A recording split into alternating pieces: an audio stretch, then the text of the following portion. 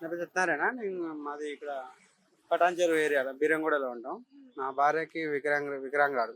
చెవులు, నోరు వినపడదు. నాకు నలుగురు కొడుకులు నాకు. నేను ఆటో డ్రైవర్‌ని. పోయినసారి లాక్‌డౌన్‌లో ఆటో నడవకపోయి బస్సుల వల్ల ఆటో పోయింది. 2 అంటే ఆటో ఇంకొకటి కూడా ఉంది కదండీ! ఇప్పుడు బస్ వికలాంగులకి 4,000 6,000 ఇస్తా అని చెప్పిండు. ఇంతవరకు అది లేదు. అదే కాకుండా ఇప్పుడు బస్సు కాస్ట్ పెంచేశారు కదా! Ticket cost. మరి మీకు ఆటో వాళ్ళకి ఏం లాభం లేదా? ఎక్కట్లేదు మేడం. ఆటోలు ఎవరు ఎక్కట్లేదు అసలు. మా లైన్‌లో మనది మొత్తం ఆఫీస్‌కి పోయే అమ్మాయిలు, కాలేజ్ అమ్మాయిలు వాళ్ళీలే తప్ప వేరే డ్యూటీ చేసే వాళ్ళందరూ తప్ప ఆటోలు ఎవరు ఎక్కట్లేదు. ఆటోలు పరిస్థితి ఘోరంగా ఉంది. ఫైనాన్స్‌లో తెచ్చుకునేయన్ని ఫైనాన్స్ వాళ్ళు గుంజుకొని పోతున్నారు. అంటే ఇప్పుడు ఆటోలు కూడా లోన్‌లో ఇస్తారు అని చెప్పారు కదా! మీకేం రాలేదా ఆటో? మేము తీసుకోలేదు మేడం. ఇల్లు కూడా లేదు, కనీసం సొంత ఇల్లు కూడా లేదు. ఎప్పటి నుంచో పెడితే ఇంతకుముందు ఎమ్మెల్యే ఉన్నప్పుడు డబ్బులు అడిగారు. రూ. 1,00,000 2,00,000 అడుగుతాం అని కేసీఆర్ ఉన్నప్పటి నుంచి అడిగారు.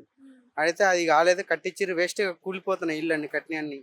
నిజంగా మేము ఇక్కడికొచ్చి నేను కనీసం సొంతం నాది నల్గొండ భువనగిరి డిస్ట్రిక్ట్, ఇప్పుడు కొయ్యలగూడెం విలేజ్ మాది. పద్మశాలి మేము. అక్కడ ఏం లేదు పద్మశాలికి కూడా.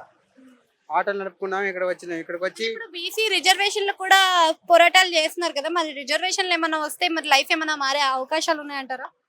ఏం మారం మేడం. ఈ రాజకీయ నాయకులు ఏటంటే అటు ఉన్నారు. మారం. అంటే రాజకీయ నాయకులు మారాలంటారా? ప్రజలు మారాలా? ప్రజలే మారాలి మేడం. అర్థం చేసుకోవాలి. ఓట్లు వేసినప్పుడు పోయి డబ్బులు ఆశపడకుండా ఇది కావాలి, ఇది కావాలని అడిగితే మారుతుండొచ్చు.